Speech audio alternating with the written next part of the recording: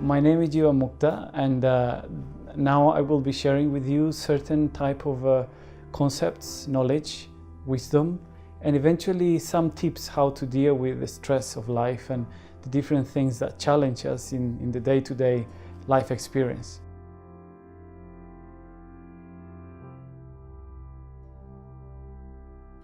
The truth is that there are many things out there in the online, in YouTube, in different resources that we can find in the web that could help us to have a better life.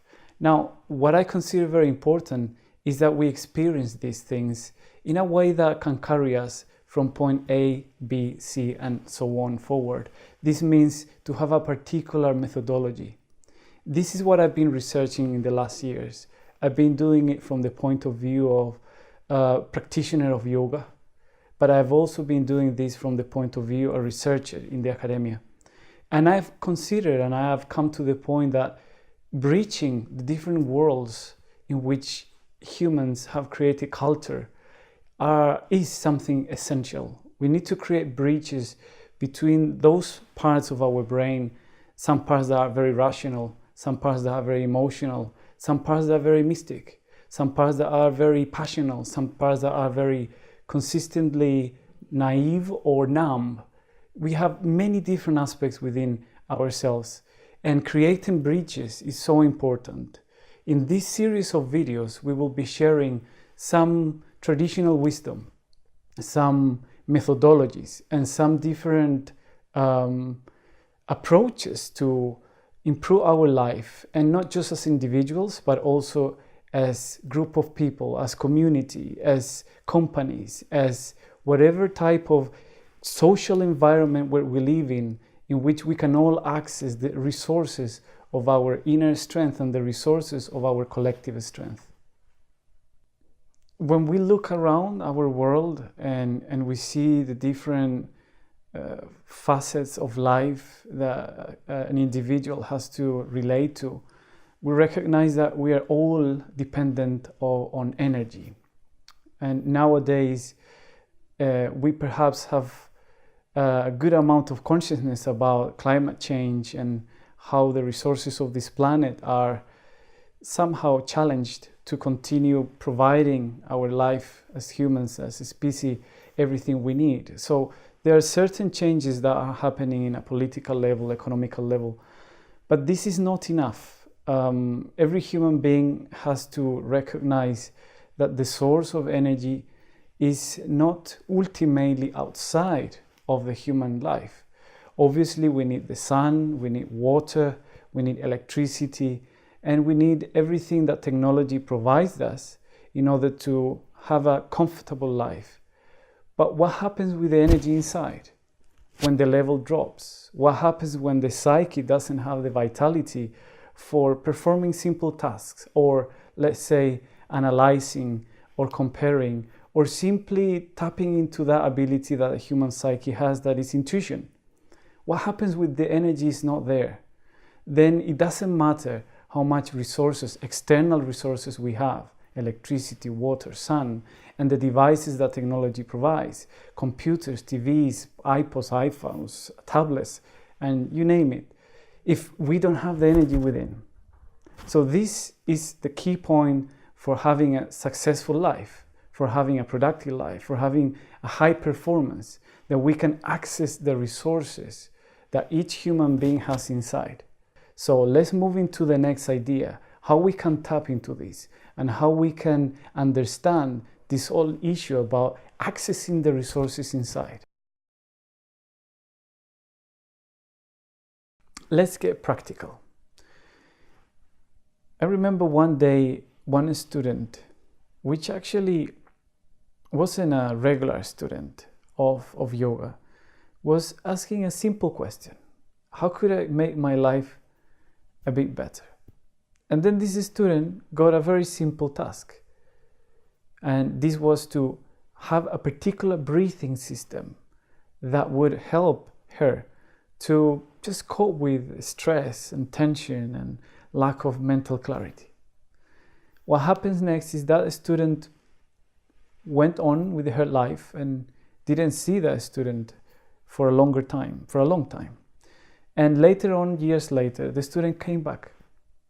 And she reported something simple. She said, you know what? What you taught me changed my life. And then the question was, oh, that's good. I'm happy about that. But what was that? I don't remember what I shared with you. And she said, well, you told me to breathe long and deep. That sounded to me quite simple. But this is the kind of things that we don't really know how to do. Very simple, practical things like knowing how to breathe, or knowing how to eat, or knowing how to walk, or knowing how to sit, or knowing how to read, and when, or knowing how to analyze things using our intuitive capacity so we can access it, or our rational capacity. So this is how you do it. You always, when you need to improve your vitality, sit in a position in which you have your spine straight. I'll show you. You simply sit straight with the spine straight. You bring yourself in a position in which your head, neck, and spine are aligned. You bring the hands to your knees, or you bring the hands to your lap, and then close your eyes. When you close your eyes, bring yourself into that inner space of sensitivity, not of thinking. Thinking is good, but when you want to chill out, relax, and connect with yourself, thinking might be more of like an obstacle. So rather feel yourself, feel your body, feel your breath, and then start to breathe slower, and start to breathe deeper, and then create a feeling of harmonious breath.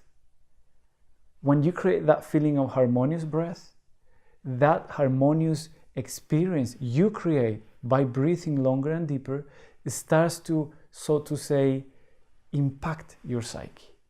And the psyche begins to feel that harmony that through your breath you are creating.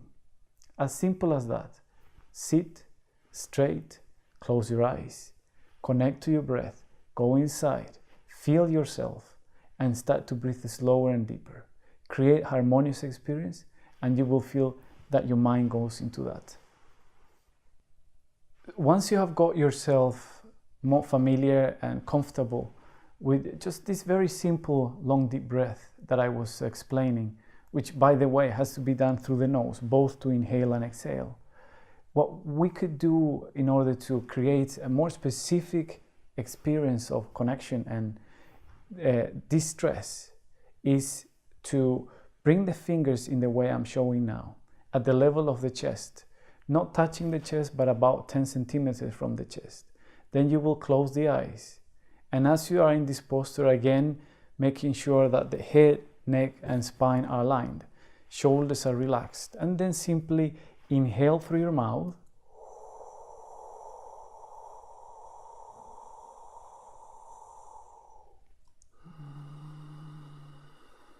And then exhale through your nose, and continue that dynamics as long as you can for at least 11 minutes.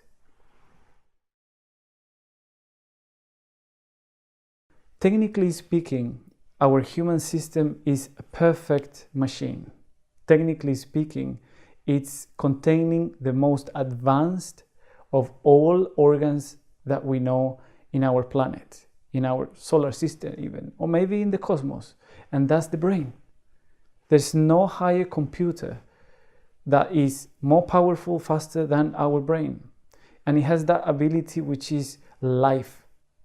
And when we start to connect to the qualities of the brain as essential part of the nervous system, in which electrical impulses are delivered in order to create movement, in order to create sensitivity, or then chemical reactions are stimulated in order to create peace, in order to create calmness in the heart.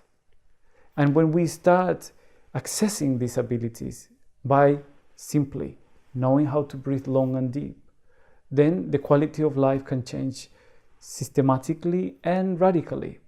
And we can deal and lead with different things in a way that we feel is the right way, the way that is sustained by a calm heart, sustained by a clear mind, and sustained by the vitality.